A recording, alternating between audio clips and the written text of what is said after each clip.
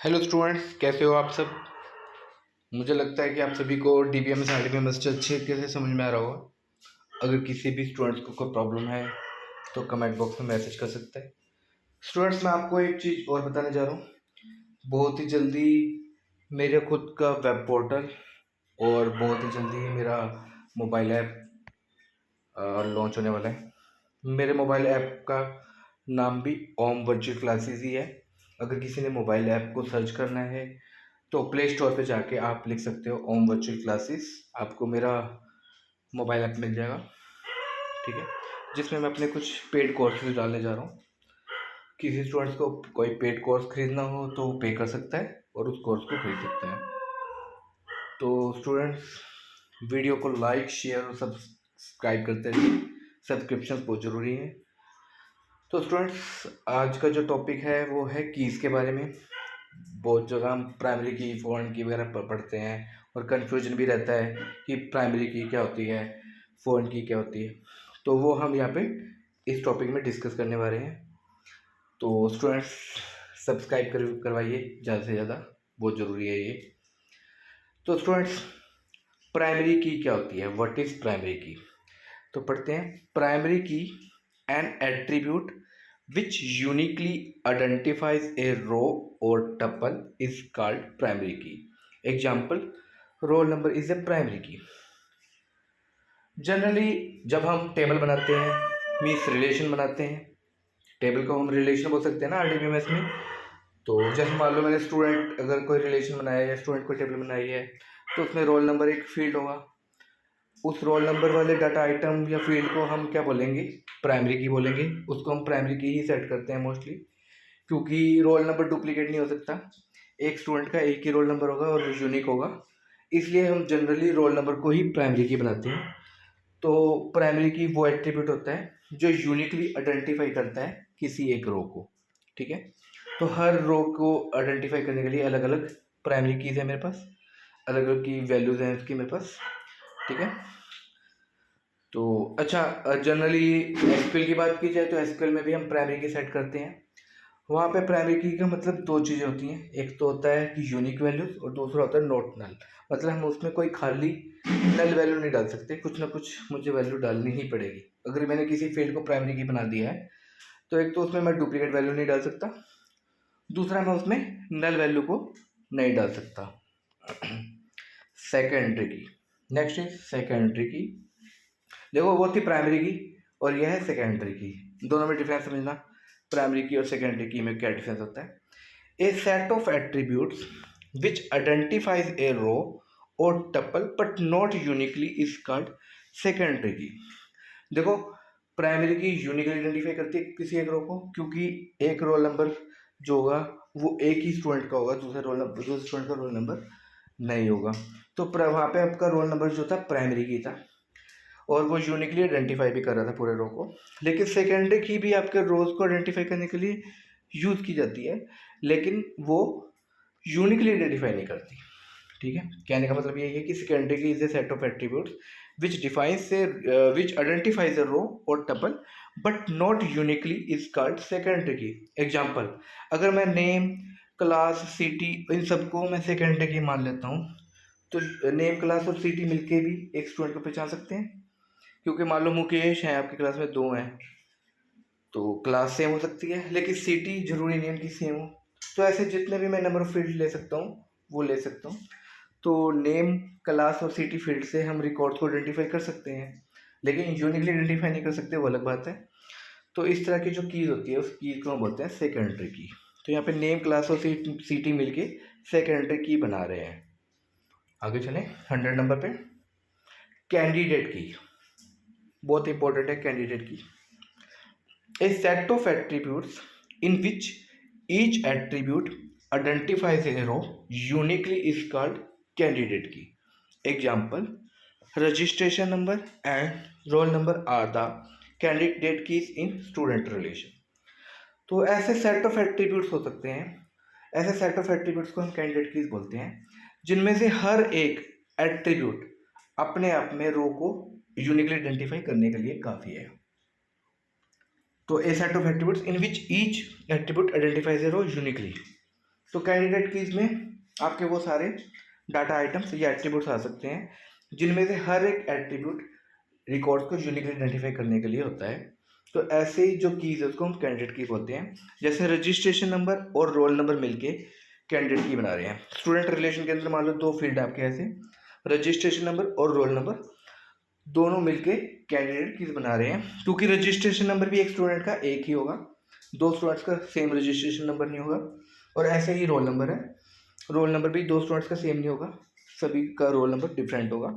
तो registration number और roll number दोनों ही अलग अलग देखा जाए तो अपने आप में एक की हैं, लेकिन ये दोनों मिलके क्या बना रहे हैं, एक कैंडिडेट की बना रहे हैं। आगे चलें स्टूडेंट्स। नेक्स्ट इज ऑल्टरनेट की। द कैंडिडेट की विच इज नॉट प्राइमरी की इज कॉल्ड ऑल्टरनेट की। स्टूडेंट्स अब वहाँ पे रजिस्ट्रेशन और नंबर दोनों मिलके कैंडिडेट की बना रहे थे, लेकिन अब उनमें से तो मुझे एक को प्राइमरी की बनाना है, चाहे मैं रजिस्ट्रेशन नंबर को प्राइमरी की बनाऊँ, चाहे मैं रोल नंबर को प्राइमरी की बनाऊँ। तो उसने कहा कि द कैंडिडेट की विच इज़ नॉट प्राइमरी की, मतलब है तो वो कैंडिडेट की तो है, लेकिन अगर मैं उसको प्राइमरी की नहीं बनाता तो वो जो प्राइमरी की जिसको हमने प्राइमरी की नहीं बनाया वो मेरा ऑल्टरनेट की होगा। मतलब कैंडिडेट कीज में एक की तो प्राइमरी की होगी और जो दूसरी बची है वो मेरी ऑल्टरनेट की हो जाएगी। एक प्राइमरी की और दूसरी ऑल्टरनेट की, और दोनों मिलके क्या बना रही हैं, कैंडिडेट की बना रही हैं। Example, if registration number is primary key then roll number is alternate key. अगर मैं रजिस्ट्रेशन नंबर को प्राइमरी की बना देता हूँ तो उस केस में रोल नंबर मेरा ऑल्टरनेट की होगा। Next is super key. A set of attributes which uniquely identify a row in a table is called super key. तो ये roll number, name, class, city, ये सारे मिलके क्या कर रहे हैं, आपके रोज को यूनिकली आइडेंटिफाई करने के लिए यूज किए जा रहे हैं, तो ये सुपर की हैं। हाँ स्टूडेंट्स, प्राइमरी की और सुपर की में ये डिफरेंस है कि प्राइमरी की मोस्टली एक एट्रीब्यूट होता है आपका, लेकिन सुपर की में एक से ज़्यादा एट्रीब्यूट्स होते हैं। प्राइमरी की में एक ही एट्रीब्यूट होता है जो यूनिकली आइडेंटिफाई करने के लिए काफ़ी होता है, लेकिन सुपर की में एक से ज़्यादा एट्रीब्यूट्स हो सकते हैं जो यूनिकली आइडेंटिफाई करने के लिए यूज़ किए जाते हैं। तो सेकेंडरी की में क्या था, सेकेंडरी की भी रोज को आइडेंटिफाई करने के लिए यूज़ हो रही थी, लेकिन यूनिकली नहीं। देखो ये लिखा हुआ है सेकेंडरी की में, a set of attributes which identify the row और टप्पल बट नॉट यूनिकली। तो सेकेंडरी की भी वही काम कर रही है, लेकिन सेकेंडरी की में हम यूनिकली आइडेंटिफाई नहीं कर पा रहे रिकॉर्ड्स को, जबकि सुपर की में हम ऐसा कर पाएंगे। अगर ऐसे कोई फील्ड्स हैं, नंबर ऑफ फील्ड्स हैं जिनसे हम रोज को, जिनको मिलके हम यूनिकली रिकॉर्ड्स को आइडेंटिफाई कर पा रहे हैं, तो वो मेरी सुपर की होगी। नेक्स्ट इज फॉरेन की। स्टूडेंट्स जनरली जो फॉरेन की वर्ड्स हम फॉरेन के यूज़ करते हैं वो यूज़ करते हैं रिलेशनशिप्स में। जब दो टेबल्स के बीच में मुझे रिलेशनशिप एस्टेब्लिश करना हो तब फॉरेन की का यूज़ होता है। एक बार पहले पढ़ लेते हैं इसके बारे में। A foreign key is an attribute of a relation that is the primary key of another relation. Example, department number is primary key in department table but department number is foreign key in employ table. तो students वही कह रही है कि foreign की एक ऐसा attribute हो सकता है आपकी टेबल के अंदर जो कि दूसरी टेबल में प्राइमरी की होना चाहिए।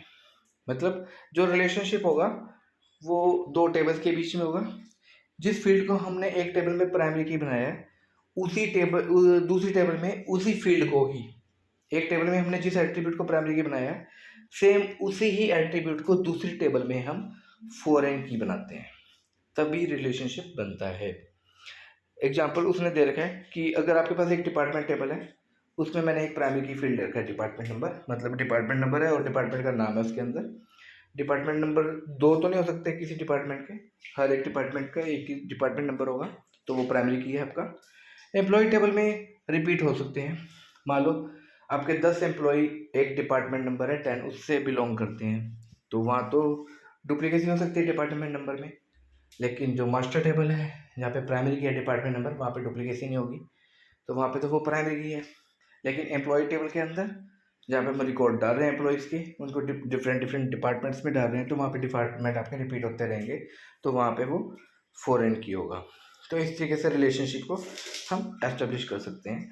जिस फील्ड में प्राइमरी की होती है उस टेबल को हम मास्टर टेबल बोलते हैं, और जिस टेबल में हमारे पास फॉरेन की होता है उसको हम डिटेल टेबल बोलते हैं। ऐसे ही हम पेरेंट या चाइल्ड टेबल भी बोल सकते हैं।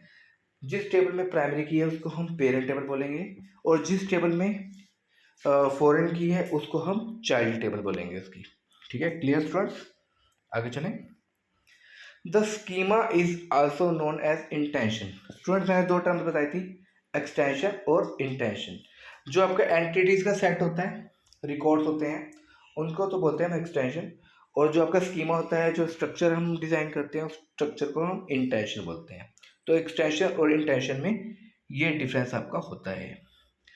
Next 105 number, domain constants. तो सबसे पहले स्टूडेंट्स कॉन्स्टेंट्स समझ लेते हैं, कॉन्स्टेंट्स क्या होते हैं। कॉन्स्टेंट्स कुछ ऐसे रूल्स हो सकते हैं, आप लिख सकते हो, constants are the rules that assure the validity, accuracy, validity of the data entered into a database। मतलब डाटाबेस में आप जो रिकॉर्ड जाने जा रहे हो, जो आप कोई इंफॉर्मेशन डालने जा रहे हो, उसकी वैलिडिटी और एक्यूरेसी को चेक करने के लिए कॉन्स्टेंट्स का यूज किया जाता है। तो कॉन्स्टेंट्स कुछ रूल्स होते हैं। तो यहाँ पे हम सबसे पहले पढ़ रहे हैं डोमेन कॉन्स्टेंट्स के बारे में। तो पढ़ते हैं। It specifies that the value of each attribute must be N atomic value from the domain of x. मतलब हर एक एट्रीब्यूट की जो वैल्यू होगी वो एक पर्टिकुलर डोमेन में से होगी। जैसे रोल नंबर में हम कोई नाम नहीं डाल सकते, रोल नंबर में मैं कोई सीता, गीता, मनोज, अनुज नहीं डाल सकता, मैं रोल नंबर ही डाल सकता हूँ, तो क्योंकि वो उसके डोमेन में है।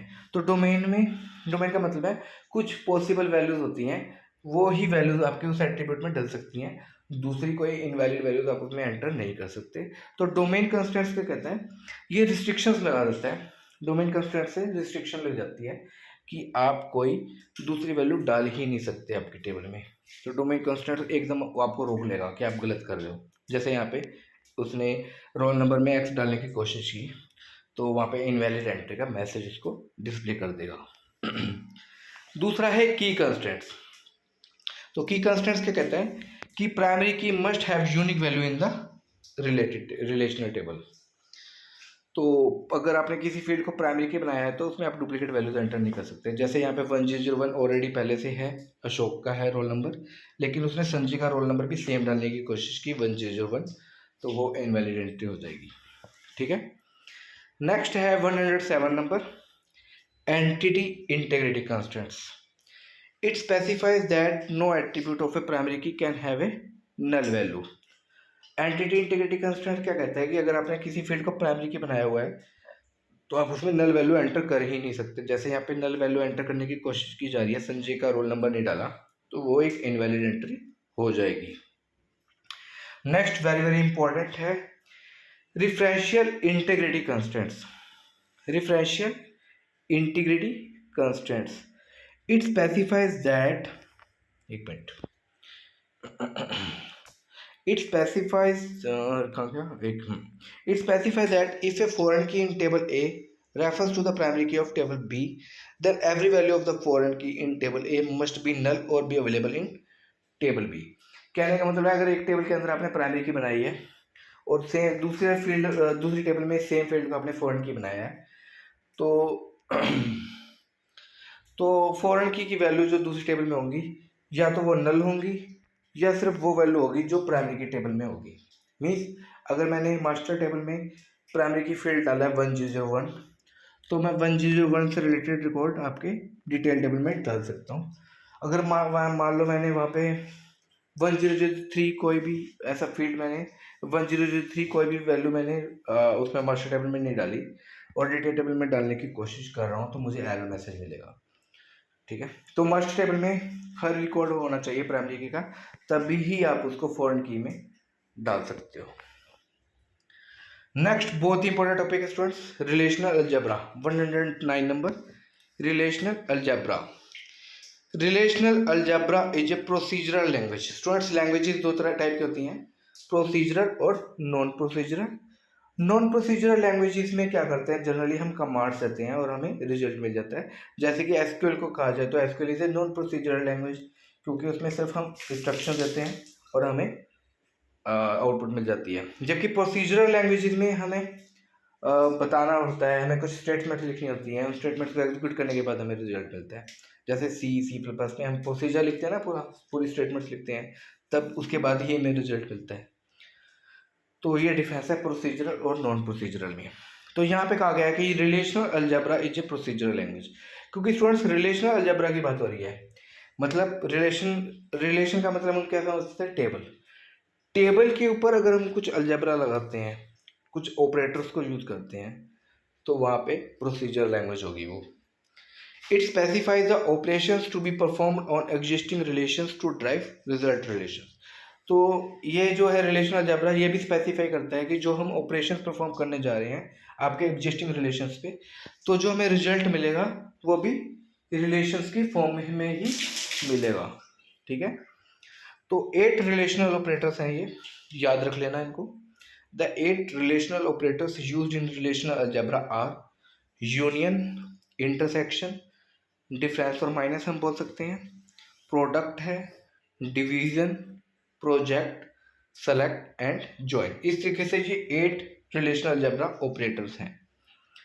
तो 111 नंबर में पढ़ते हैं, for union, intersection and difference को हम माइनस भी बोल सकते हैं, operations, the two operands relations must be union compatible. ये चीज़ याद रखना, पेपर में पूछी जा सकती है। अगर हम यूनियन ऑपरेशन परफॉर्म करने जा रहे हैं, इंटरसेक्शन ऑपरेशन परफॉर्म करने जा रहे हैं, या डिफरेंस ऑपरेशन परफॉर्म करने जा रहे हैं, तो वो कह रहा है हमारे जो रिलेशंस है वो यूनियन कॉम्पेटिबल होने चाहिए। This means that each relation must have the same number of attributes. इसका यही मतलब है कि जो हम जिन एट्रीब्यूट्स के बीच में हम यूनियन, इंटरसेक्शन या डिफरेंस करेंगे, जिन टेबल्स के बीच में, उनके कॉलम्स जिनको हम एट्रीब्यूट्स बोलते हैं वो सेम होने चाहिए।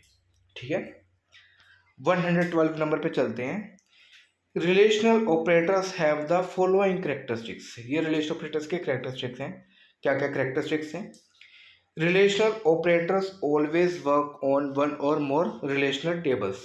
तो रिलेशनल ऑपरेटर्स सिर्फ रिलेशनल टेबल्स पे ही अप्लाई होंगे, ये याद रखना है हमें। B point, relational operators always produce another relational table. अगर हम रिलेशनल ऑपरेटर्स लगाएंगे तो जो हमें रिजल्ट मिलेगा वो भी रिलेशनल टेबल की फॉर्म में ही मिलेगा। C point, the result table produced by a relational operator has all the properties of relational model. इसी तरीके से जब हम रिलेशनल ऑपरेटर का यूज करके कोई टेबल प्रोड्यूस करते हैं, कोई रिजल्ट टेबल प्रोड्यूस करते हैं, तो उसमें जो प्रॉपर्टीज होंगी वो भी सारी प्रॉपर्टीज रिलेशनल मॉडल से ही रिलेटेड होंगी।